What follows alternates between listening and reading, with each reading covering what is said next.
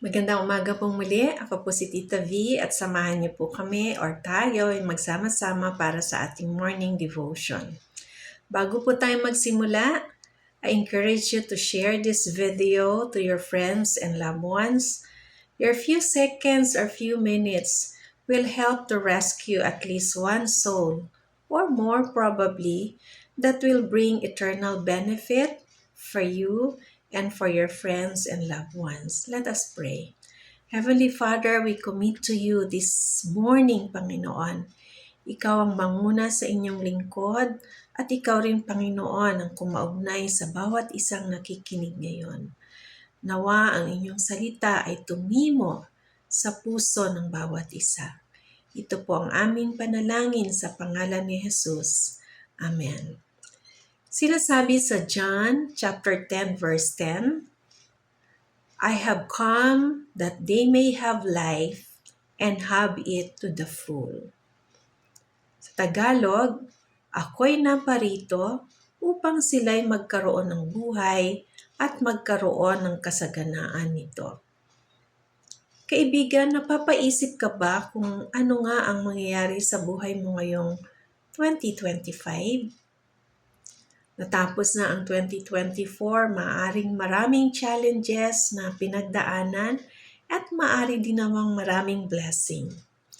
Remember, no matter what challenges, no matter what circumstance we may have, remember that we have a very loving and very generous God who really loves you and me.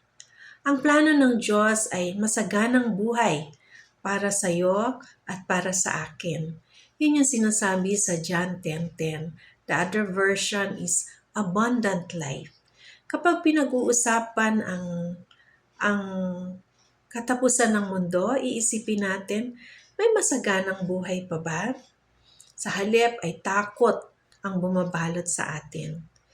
Hindi ko sinasabing hindi nakakatakot ang end times, subalit mas mabuting tignan natin ang pag-ibig ng Diyos kaysa sa takot na nararamdaman natin. Nang pumasok ang taong 2000, maraming bali-balita na ito na ang end times.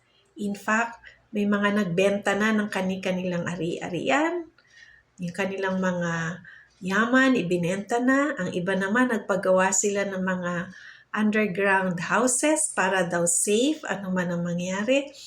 Meron namang iba na kinitil ang kanilang buhay para hindi na raw nila maranasan ang pagwawakas ng mundo. Sa Biblia, maraming beses na tinukoy or sinabi or binanggit ang salitang fear not or do not fear or huwag kang matakot. Ang mga salitang ito ay mababasa natin sa Biblia ayon sa mga nag-aral ng Bible or ng mga Bible scholars ay merong 365 times na inulit ang salitang fear not or do not fear in the Bible. Ilang araw ba meron tayo sa isang taon? Meron tayong 365 days in 1 year. And could you imagine na sa bawat araw ay meron pala tayong pwedeng panghawakan na hindi tayo kailangang matakot. In fact, ang Biblia ay nagtataglay ng napakaraming promises ng God. Sabi nga ng mga nag-aral ng Biblia or ng mga Bible scholars, merong 7,000 or more na promises ng God sa Bible. Ang hindi ba pagkatakot ay nangangahulugan na hindi tayo nagtitiwala sa Diyos? Of course, ang hindi pagkatakot ay nangangahulugang mas lalo tayong magtiwala sa Diyos sa bawat araw ng ating buhay. Ang pangako ng Diyos ay buhay na masagana para sa iyo at para sa akin.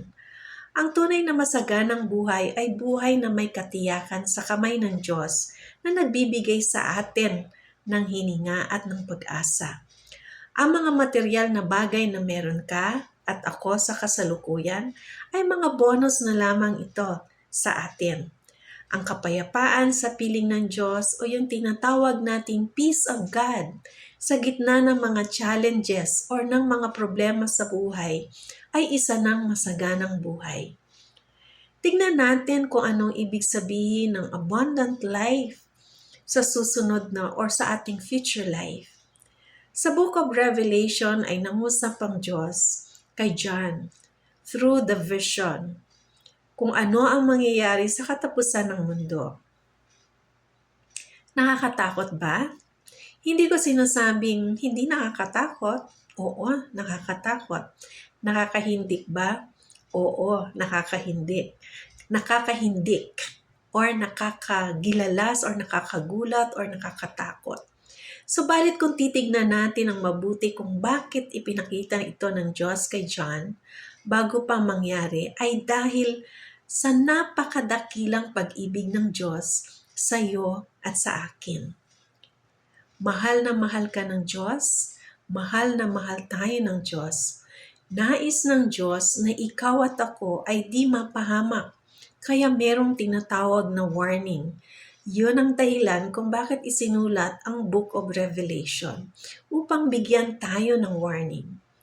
Kung di tayo mahal ng Diyos, wala na sigurong warning. Dilubyo na agad dahil nga sa grabing kasalanan ng mga tao. Ang Diyos ay katulad din ng magulang na mapagmahal. Hindi ba't kapag dinidisiplina natin ang ating mga anak, kadalasan meron munang warning. Kasi kapag nasasaktan natin ang ating anak, tayo mismo na magulang ay nasasaktan. Ganon din ang Diyos. Ang Diyos ay nasasaktan kapag tayo ay nasasaktan. Sa Book of Revelation, ipinahayag din ng Diyos kay John kung paano iingatan ng Diyos ikaw at ako na tumanggap kay Kristo bilang Panginoon at sariling tagapagligtas kapag dumating ang tinatawag nating end times or katapusan ng mundo. Kaibigan, totoong may judgment day.